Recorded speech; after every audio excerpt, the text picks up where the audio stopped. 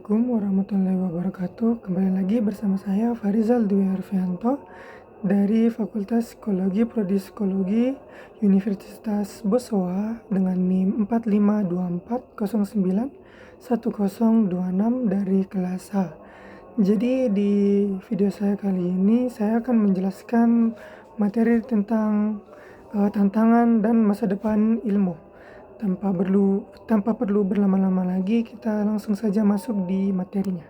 Baik, jadi kemajuan dan teknologi yang semula bertujuan untuk mempermudah pekerjaan manusia, tetapi kenyataannya teknologi telah menimbulkan kesalahan dan kekuatan baru bagi kehidupan manusia.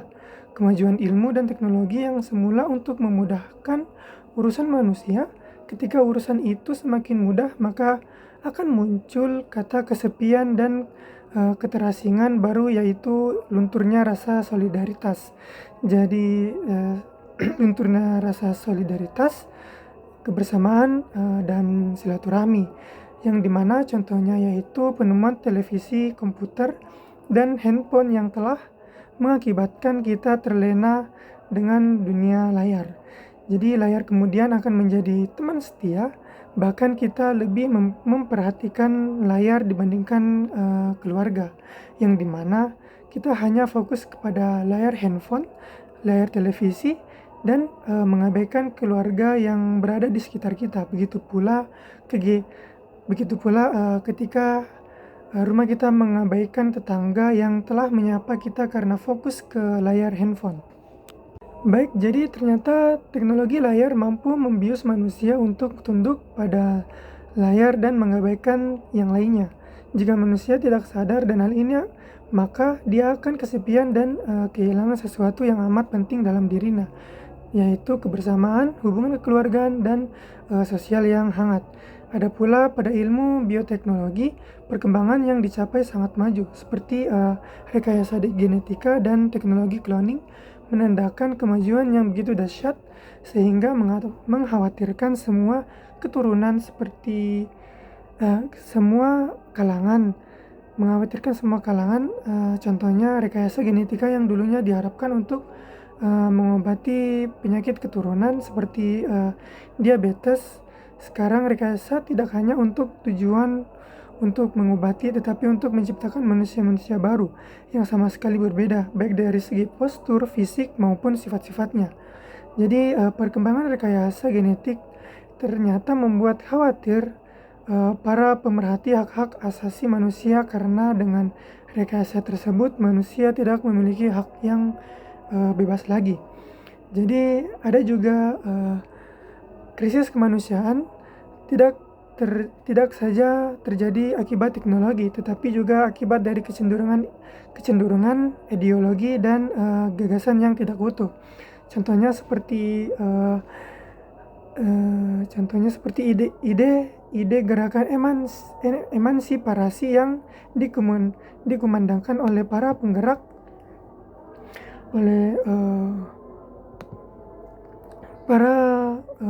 feminisme yang mendorong kesempatan yang sama di area publik dengan laki-laki. Contohnya seperti ide gerakan emansipasisme yang dikumandangkan oleh para penggerak feminisme yang mendorong agar wanita diberi kesempatan yang sama di area publik dengan laki-laki. Jadi kesempatan ini kemudian ternyata dimanfaatkan oleh perusahaan padat karya dengan merekrut pekerja perempuan lebih banyak dibandingkan pekerja laki-laki. Perusahaan ini lebih banyak merekrut pekerja perempuan dengan pertimbangan lebih rapi, terus ada lebih rendah gajinya, lebih mudah diatur, dan tidak merepotkan perusahaan. Akibatnya kaum laki-laki susah mendapatkan pekerjaan, dan implikasi lebih lanjut rumah tangga menjadi berantakan karena perempuan merasa lebih hebat daripada laki-laki. Jadi di sisi lain, laki-laki yang nganggur akan berbuat apa saja untuk mendapatkan uang, seperti merampok dan mencuri, sehingga angka kriminalitas meningkat. Contoh di atas adalah sekelumit persoalan yang muncul dari sebuah gagasan yang digerakkan tanpa melihat suatu implikasi bagi kehidupan manusia secara utuh. Belum lagi arus globalisasi yang menelan banyak korban dan mengangkat sebagian kecil saja yang sejahtera. Jadi tidak saja korban manusia, tetapi negara menjadi korban dari suatu proses globalisasi. Umat manusia sekarang amat tergantung dan dimanjakan oleh teknologi. Ketergantungan yang terus-menerus menjadikan dia terlena dari eksistensi dirinya yang bebas dan kreatif. Jadi kemudian tidak sadar dipenjara oleh teknologi itu, sehingga tidak kreatif dan relatif lagi. Contohnya seperti teknologi layar membuat manusia tergantung pada layar. Bahkan kalau handphone rusak atau komputer rusak, maka dia sangat repot karena semua urusan ada di sana, mulai dari agenda harian sampai proposal mega proyek.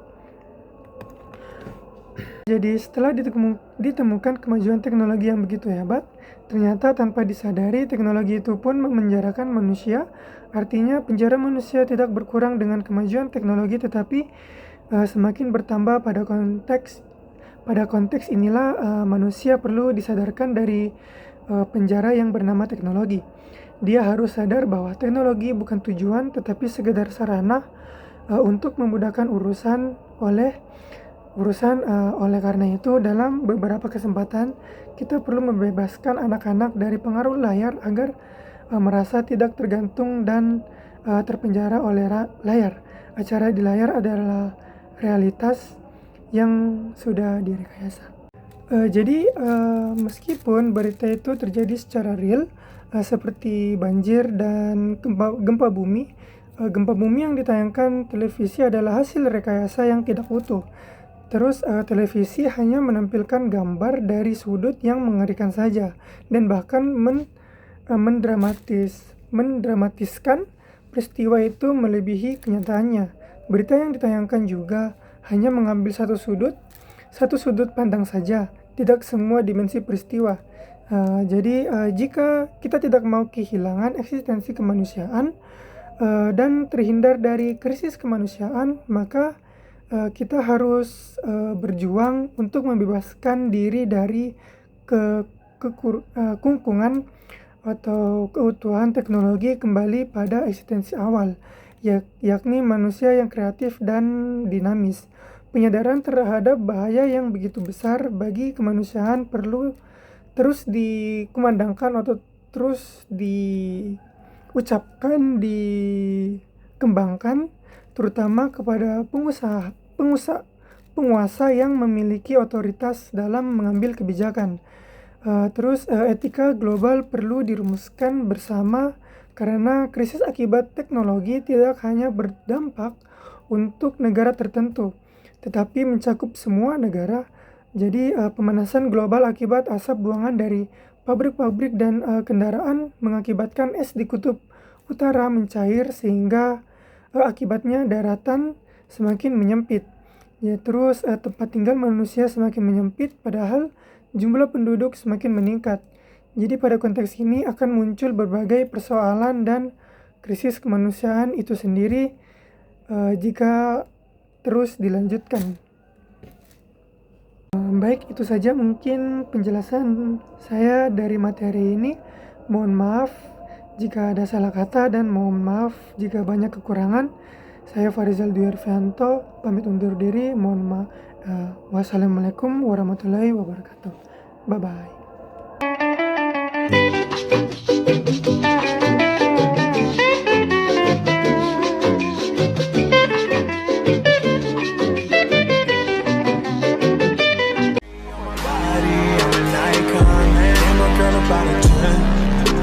Fuck her in the